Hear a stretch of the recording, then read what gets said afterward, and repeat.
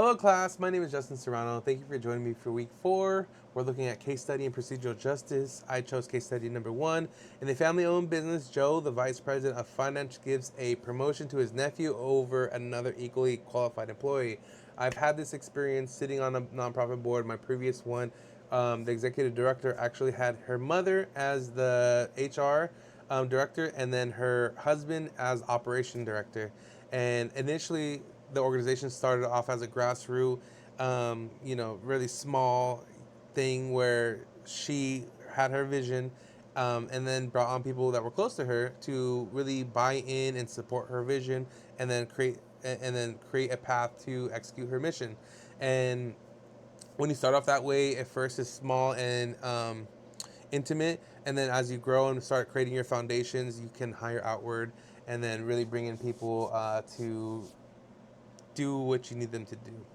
Now we had to get nonprofit lawyer, human resource lawyer, and then really had to tell her that we need to restructure the organization so that it's not seen as nepotism, it's not seen as injustice, procedural injustice, and then yeah, so then we had to recreate it. So with that being said, is it fair of Joe to do this? It is not.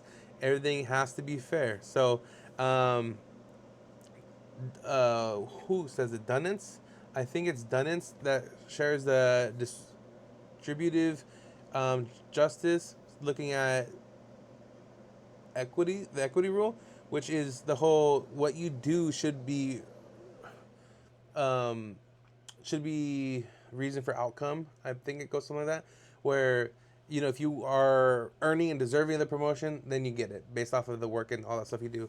And then if that was done, then it's hide it, hide it. I don't know how to say the name. Hide it. They talk about the elephant and the rider. So maybe Joe sees himself giving the promotion to his nephew because it's just because he's like helping him out, or like creating that kind of um, you know lily pad to step on, and then he's also justifying it because he's saying he's like qualified, or having that attribution error, like saying like, oh, he actually is qualified because I know him, which doesn't really say that he can do the position. Anyways, and then was it fair to hire Joe's nephew in the first place? Yeah, I just gave an example of how grassroots organizations, when they start up, usually bring in people that they're close with and can trust, because it's not an easy feat building something from scratch and then running it. Um, but eventually you do have to make the decision to keep running it in a way where it is small and grassroots like, and then taking that pivot to really showcasing a traditional, or like what people, the prototypical like way of organization should be, where it's like structurally defined as fair, a well place to work, like things there are places and opportunities for everybody, not just for people that we know. And then um and then yeah, and is nepotism ever justified? No.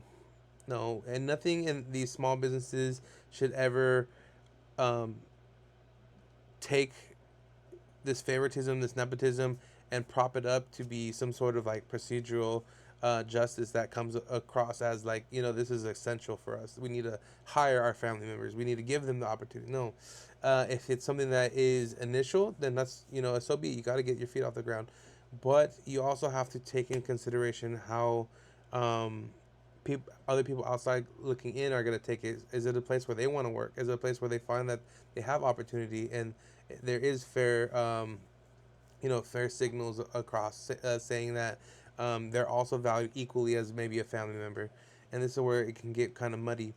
And then what principles should be used for making decisions? They have to have informational justice. Things need to be written down. It needs to be documented. It needs to show what the procedures are in order for these type of hirings to take place. How can anybody find it a fair and just place if the example is we just hire who we feel like is the best fit?